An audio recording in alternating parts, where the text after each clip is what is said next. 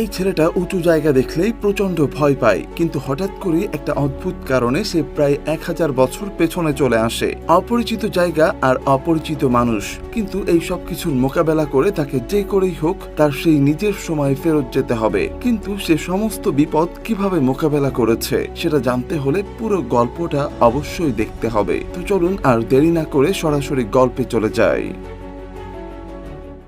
সিনেমার শুরুতে আমরা ভিকো নামের একটা ছেলেকে দেখতে পাই, আর এতক্ষণ সে একটা ভয়ঙ্কর স্বপ্ন দেখছিল। ঠিক তখনই তার মা তাকে ঘুম থেকে ডেকে তোলে। ঘুম থেকে ওঠার পর তার মনে পড়ে আজকে তাদের স্কুলে তাদের টিচার তাদেরকে সূর্যগ্রহণ দেখানোর জন্য একটা পাহাড়ের উপরে নিয়ে যাবে। ভিকো সেখানে যেতে চাচ্ছিল না, কারণ সে উঁচু জায়গা ভয় পায়। কারণ সে যখন খুব ছোট ছিল তখন একটা গাড়ি অ্যাক্সিডেন্টে তার বাবা মারা যায়, আর তাদের গাড়িটা ব্রিজের উপর থেকে পানিতে পড়ে গিয়েছিল। আর তাই সে তখন থেকেই উঁচু জায়গা দেখলে ভয় পায়, কিন্তু তার মা কোন রকমে তাকে বুঝিয়ে সেখানে যাওয়ার জন্য রাজি করায়। পরের সিনে আমরা একটা তান্ত্রিককে দেখতে পাই, সে একটা ম্যাজিক্যাল পাথর পাওয়ার জন্য প্রার্থনা করছিল। এরপর আমরা আবারও দেখতে পাই ভিকো তার বন্ধুদের সাথে সেই পাহাড়ে যাওয়ার জন্য রওনা দিয়েছে। এখানে ভিকোর সাথে তার বেস্ট ফ্রেন্ডও ছিল। জঙ্গলের মধ্য দিয়ে যেতে যেতে তারা একটা ব্রিজের সামনে আসে, আর এই ব্রিজটা পার করে তাদেরকে ওই পাহাড়ে যেতে হবে। এক এক করে স্কুলের সবাই ব্রিজটা পার করলেও ভিকো তার ভয়ের কারণে তখনও সেখানে দাঁড়িয়েছিল। এমনকি সবার বলার কারণে একবার সে সাহস করে ব্রিজ পার হওয়ার চেষ্টা করে,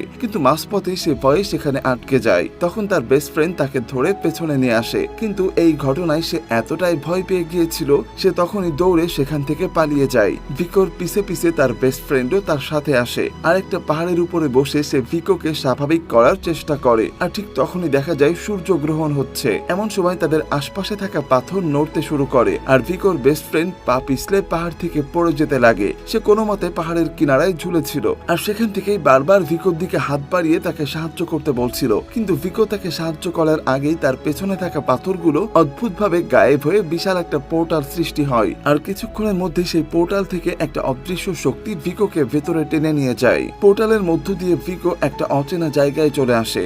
যখনই সে আবারও সেই পোর্টাল দিয়ে ফেরার চেষ্টা করছিল তখন তার সাথে পোর্টালটা আবারও বন্ধ হয়ে যায়। সেখানে ভিকো দেখে একটা লোক অনেকগুলো মুখোশ পরা লোকের সাথে যুদ্ধ করছে, আর এই লোকটার নাম ছিল ওলেস্কো। কিন্তু কিছুক্ষণের মধ্যেই মুখোশ পরা লোকগুলো ওলেস্কোকে বন্দি করে নেয়। ভিকো এতক্ষণ সবকিছু উপর থেকে দাঁড়িয়ে দেখছিল। হঠাৎ করে তার পা পিছলে সে নিচে গড়িয়ে পড়ে, আর মুখোশ পরা সব সৈনিকেরা তখন দৌড়ে আসে ভিকোকে ধরার জন্য। আর এই সুযোগটাকে কাজে লাগিয়ে ওলেস্কো তার ঘোড়া নিয়ে সেখান থেকে পালিয়ে আসে, আর আসার সময় সে ভিকোকেও তার সাথে নিয়ে আসে। তারা যখন পালিয়ে আসছিল তখন দেখা যায় একটা জলাশয়ের মাঝখানে হঠাৎ করে একটা রাস্তা ভেসে ওঠে। ওলেস্কো সেখান থেকে পার হয়ে গেলেই তার পেছনে থাকা মুখোশ পরা সৈনিকরা যখনই সেই রাস্তা পাড়ি দেওয়ার চেষ্টা করছিল সাথে সাথে সেটা আবার গায়েব হয়ে যায়, আর এইভাবেই তারা ওই সৈনিকদের হাত থেকে বেঁচে যায়। ওলেস্কো কিছুক্ষণের মধ্যেই তার গ্রামে পৌঁছে যায়, কিন্তু তাদের গ্রামের সবাই ভিকোকে দেখে মনে করে হয়তো সে কোনো গুপ্তচর হবে, আর এই সন্দেহে তারা সবাই ভিকোকে একটা রুমে বন্দি করে রাখে। ভিকো কিছুই বুঝতে পারছে না তার সাথে কি হচ্ছে, কারণ এই ধরনের কাপড় পরা মানুষজন সে প্রথম দেখছে। সেটাও জানে না যে সে কোথায় এসেছে। তখন আমরা কিউম্যানদের রাজা খানকে দেখতে পাই। আসলে ওই মুখোশ পরা সৈনিকরা ছিল কিউম্যান, আর এখানে খান সেই তান্ত্রিকের সাথে দাঁড়িয়েছিল যাকে আমরা গল্পের শুরুতে দেখেছিলাম। সেখানে খান তান্ত্রিককে ওই ছেলেটার ব্যাপারে বলে, আর তান্ত্রিক তখন জাদু করে একটা চিহ্ন দেখায়। খান তখন বলে হ্যাঁ, এই চিহ্নটাই তো এই ছেলের কাছে ছিল। আসলে এটা একটা ড্রাগনের মাথা ছিল, আর এই ডিজাইনটা ছিল ভিকোর জ্যাকেটের পেছনে। তান্ত্রিক তখন খুশি হয়ে বলে এই ছেলেটাই আমাদেরকে জাদুর পাথরের কাছে নিয়ে যেতে পারবে। অন্যদিকে তখন বন্দি ভিকো তার ফোনটা ব্যবহার করার চেষ্টা করে, কিন্তু সেখানে সে কোনো সিগন্যাল পাচ্ছিল না। এরপর গ্রামের একটা মেয়ে তার জন্য খাবার নিয়ে আসে। ভিকো তখন মেয়েটাকে জিজ্ঞেস করে এটা কোন সময়। তখন ওরেঙ্গা নামের মেয়েটা বলে এটা 1120 সাল। এটা শুনে ভিকো বুঝতে পারে সে নিশ্চয়ই এই পোর্টালের মাধ্যমে টাইম ট্রাভেল করে পেছনে চলে এসেছে। কিছুক্ষণ পর সেখানে ওলেস্কো আসে, আর সে ভিকোকে বলে কালকে তোমাকে আমাদের দেবতার কাছে নিয়ে যাওয়া হবে, আর সেই সিদ্ধান্ত নেবে তুমি অপরাধী নাকি ভালো মানুষ। পরের দিন দেখা যায় গ্রামের লোকেরা ভিকোকে নিয়ে সেই জলাশয়ের মধ্যে ফেলে দিয়েছে, আর পানির মধ্যে এসে দেখতে পাই তার দিকে একটা অদ্ভুত প্রাণী এগিয়ে আসছে। কিন্তু প্রাণীটা ভিকোর কোনো ক্ষতি না করে বরং তাকে পানি থেকে বাইরে ছুঁড়ে মারে। এতে গ্রামের সবাই বুঝতে পারে ভিকো আসলে ভালো মানুষ।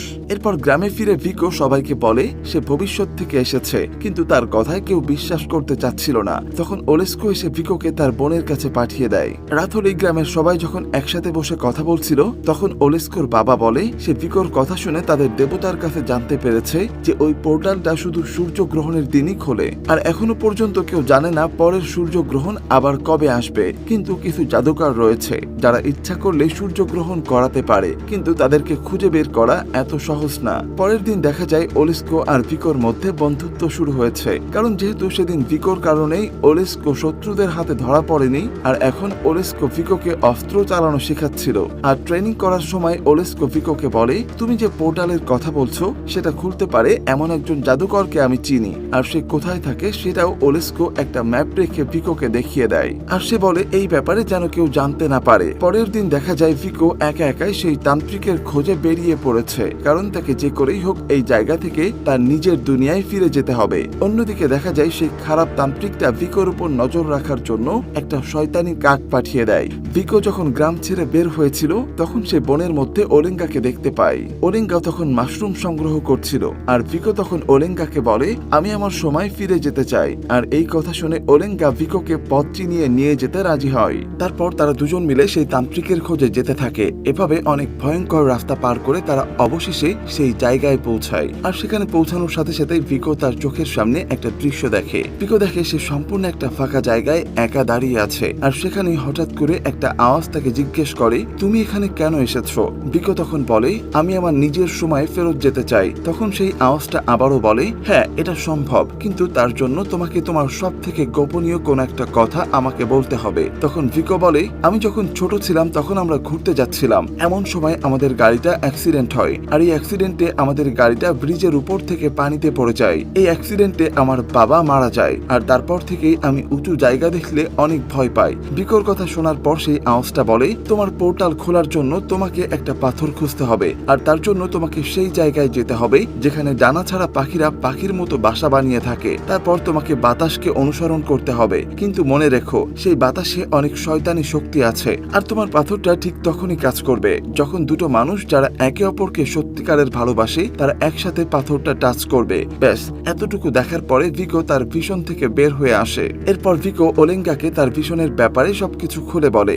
সবটা শুনে ওলেঙ্গা বলে, আমি এমন একটা জায়গা চিনি। তারপরে সে তাকে একটা গ্রামে নিয়ে আসে। সেখানে আসার পর ভিকো দেখতে পায় এই গ্রামের মানুষেরা অদ্ভুতভাবে পাখির মতো বাসা বানিয়ে থাকে, আর তারপর সেই আওয়াজের কথা মতো তাদেরকে এখন বাতাসকে অনুসরণ করতে হবে। তাই তারা একটা কাপড়ের টুকরো বাতাসে উড়িয়ে দেয়, আর সেটাকে অনুসরণ করতে শুরু করে। কিছুক্ষণ পরে সেই কাপড়টা উড়ে গিয়ে একটা জলাশয়ে পড়ে, আর ভিকো তখন সেই জলাশয়ের পানির ভেতরে ডুব দিয়ে একটা পাথর খুঁজে পায়। আসলে এটাই ছিল সেই জাদুর পাথর। কিন্তু অন্যদিকে সেই শয়তান তান্ত্রিক তার পাঠানো পাখির মাধ্যমে এই খবরটা পেয়ে যায়, আর এজন্যই সেই কিউম্যানদের সৈন্যদেরকে পাঠায় ভিকোকে ধরার জন্য।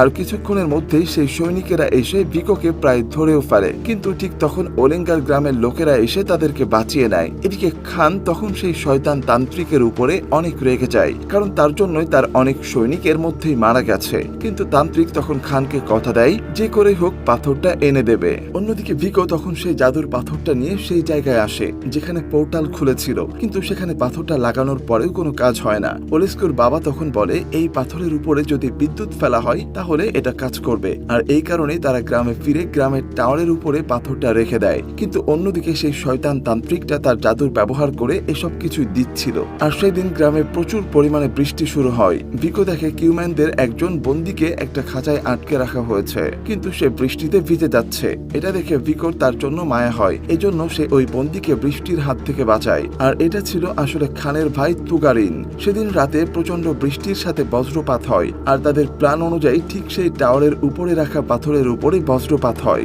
কিন্তু সেই সাথে টাওয়ারের কিছু পাথর ভেঙে নিচে পড়ে যায়, আর এই পাথরের টুকরোগুলো ঠিক তুগারিনের সামনে এসেই পড়ে। তাই পাথরগুলো ব্যবহার করে সে খাঁচা থেকে বাইরে বের হয়ে আসে, আর এই জাদুর পাথরটা নিয়ে সোজা কিউম্যানদের ক্যাম্পে চলে আসে। আর এভাবেই সেই শয়তান তান্ত্রিকটা জাদুর পাথরটা পেয়ে যায়। তান্ত্রিক পাথরের শক্তির ব্যবহার করতে গেলে বুঝতে পারে একমাত্র ভিকোই পারবে সেই পাথরটাকে জাগাতে, কারণ এটাকে সে খুঁজে পেয়েছে।